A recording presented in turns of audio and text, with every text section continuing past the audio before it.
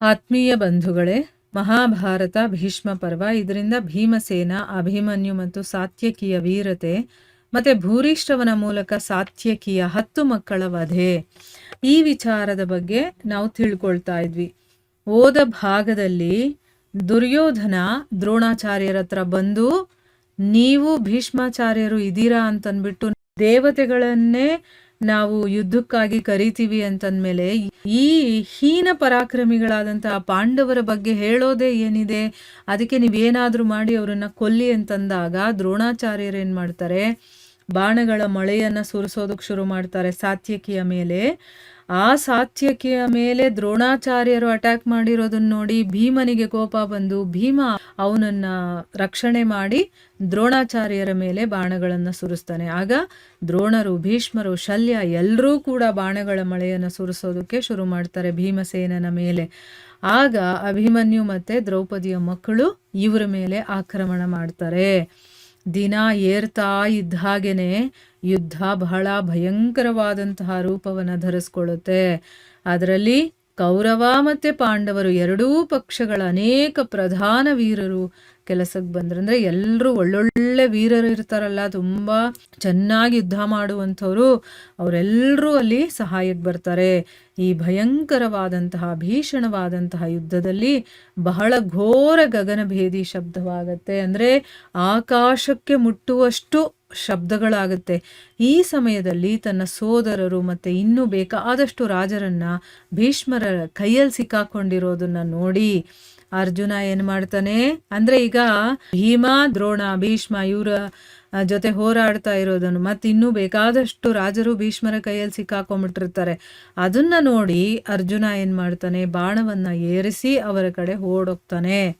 ಅವನ ಪಾಂಚಜನ್ಯ ಶಂಖ ಮತ್ತೆ ಗಾಂಡೀವ ಧನಸ್ಸಿನ ಶಬ್ದವನ್ನ ಕೇಳಿ ಮತ್ತೆ ವಾನರ ಧ್ವಜವನ್ನ ನೋಡಿ ನಮ್ಮ ಕಡೆಯ ಎಲ್ಲ ಸೈನಿಕರಿಗೂ ಕೂಡ ಹೆದರಿಕೆ ಆಯಿತು.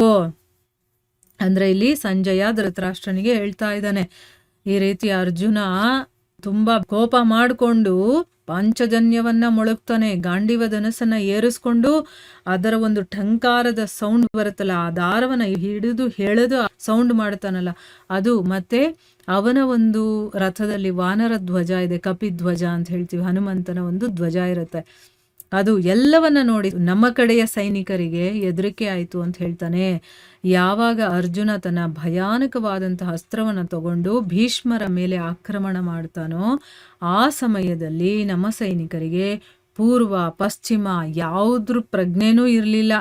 ನಿಮ್ಮ ಪುತ್ರರ ಸಹಿತ ಅಂದ್ರೆ ನಿಮ್ಮ ಮಕ್ಕಳು ಕೂಡ ಹೆದರ್ಕೊಂಡಿದ್ರು ಅಂತ ಅರ್ಥ. ಅವರೆಲ್ಲರೂ ಕೂಡ ಹೆದರಿ ಭೀಷ್ಮರ ಶರಣಾಗತಿಗೆ ಹೋಗೋದಕ್ಕೆ ಶುರು ಮಾಡ್ತಾರೆ. ಈಗ ಅರ್ಜುನ ಬಿಟ್ಟಂತ ಬಾಣಗಳು, ಅವನ ಒಂದು ಆ ಬಿಲ್ಲಿನ ಠಂಕಾರ, ಆಮೇಲೆ ಅವನ ಒಂದು ಪಾಂಚಜನ್ಯ ಶಂಖ, ಇದು ಎಲ್ಲವನ್ನ ಕೇಳಿ ಮತ್ತು ಅವನು ಬಿಟ್ಟಂತ ಬಾಣ ಇದನ್ನೆಲ್ಲ ನೋಡಿದ ತಕ್ಷಣ ಅವ್ರಿಗೆ ಹೆದರಿಕೆ ಆಗಿ ಅವ್ರೇನ್ ಮಾಡ್ತಾರೆ, ಭೀಷ್ಮರ ಹತ್ರಕ್ಕೆ ಹೋಗ್ತಾರೆ ಶರಣಾಗತಿಗೆ, ನೀವೇ ನಮ್ಮನ್ನ ಕಾಪಾಡಬೇಕು ಅಂತನ್ಬಿಟ್ಟು.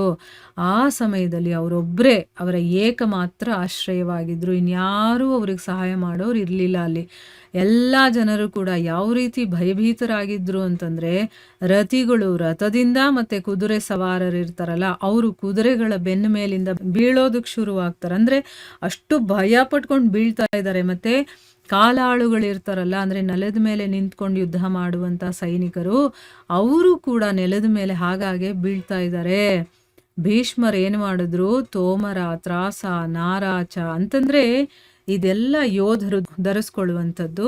ಮತ್ತೆ ಅವರ ಅಸ್ತ್ರಶಸ್ತ್ರಗಳ ಹೆಸರುಗಳನ್ನೆಲ್ಲ ಕೊಡ್ತಾರೆ. ಇಲ್ಲಿ ನಮಗದ್ರ ಬಗ್ಗೆ ಗೊತ್ತಿಲ್ಲ, ಅದಕ್ಕೋಸ್ಕರ ಅಲ್ಲಿ ಹೇಗಿದೆಯೋ ಹಾಗೆ ನಾನು ಹೇಳ್ತಾ ಇದ್ದೀನಿ. ಇಂಥದ್ದನ್ನೆಲ್ಲ ಧರಿಸ್ಕೊಳ್ಳುವಂತಹ ಯೋಧರು ಇರ್ತಾರಲ್ಲ, ಅಂಥ ಯೋಧರ ವಿಶಾಲ ವಾಹಿನಿಯ ಸಹಿತ ಅರ್ಜುನನನ್ನ ಎದುರಿಸ್ತಾರೆ. ಈ ರೀತಿ ಅವಂತಿ ನರೇಶ ಇದನಲ್ಲ, ಅವನು ಕಾಶಿರಾಜನ ಜೊತೆ, ಭೀಮಸೇನ ಜಯದ್ರಥನ ಜೊತೆ, ಯುಧಿಷ್ಠಿರ ಶಲ್ಯನ ಜೊತೆ, ವಿಕರ್ಣ ಸಹದೇವನ ಜೊತೆ, ಚಿತ್ರಸೇನ ಶಿಖಂಡಿಯ ಜೊತೆ, ಮತ್ಸ್ಯರಾಜ ವಿರಾಟ ಮತ್ತೆ ಅವನ ಜೊತೆಗಾರ ದುರ್ಯೋಧನ ಮತ್ತೆ ಶಕುನಿಯ ಜೊತೆ, ದೃಪದ, ಚೇಕಿತಾನ ಮತ್ತೆ ಸಾತ್ಯಕಿ, ಆಚಾರ್ಯ ದ್ರೋಣ ಮತ್ತು ಅಶ್ವತ್ಥಾಮನ ಜೊತೆ, ಮತ್ತೆ ಕೃಪಾಚಾರ್ಯರು ಮತ್ತೆ ಕೃತವರ್ಮ ದೃಷ್ಟದ್ಯುಮ್ನನ ಜೊತೆ ಯುದ್ಧ ಮಾಡೋದಕ್ಕೆ ಶುರು ಮಾಡ್ತಾರೆ. ನೋಡಿ ಎಂತ ಭಯಂಕರವಾದಂತಹ ಯುದ್ಧ ಶುರುವಾಗಿದೆ. ಇಲ್ಲಿ ಅರ್ಜುನ ಭಯಂಕರವಾಗಿ ಅವನು ಯುದ್ಧ ಮಾಡೋದಕ್ಕೆ ಶುರು ಮಾಡ್ತಾನೆ. ಇವಾಗ ಅವನು ಬರ್ತಾ ಇರೋದನ್ನ ನೋಡೇನೆ ಹೆದರ್ಕೊಂಡು ಎಲ್ಲ ಬೀಳ್ತಾ ಇದ್ದಾರೆ. ಭೀಷ್ಮರು ಏನ್ ಮಾಡ್ತಾರೆ, ಯೋಧರನ್ನ ಕರ್ಕೊಂಡು ವಿಶಾಲ ವಾಹಿನಿಯ ಸಹಿತ ಅವರು ಅರ್ಜುನನನ್ನ ಎದುರಿಸ್ತಾರೆ. ಈ ರೀತಿ ಕೆಲವರು ಅವರವರು ಒಬ್ಬೊಬ್ಬರನ್ನ ಆಯ್ಕೆ ಮಾಡಿಕೊಂಡು ಅವ್ರ ಜೊತೆ ಯುದ್ಧವನ್ನ ಮಾಡ್ತಾ ಇದ್ದಾರೆ. ಮುಂದೇನಾಗುತ್ತೆ ಅಂತ ನಾವು ಮುಂದಿನ ಭಾಗದಲ್ಲಿ ತಿಳ್ಕೊಳ್ಳೋಣ. ಹರೇ ಕೃಷ್ಣ.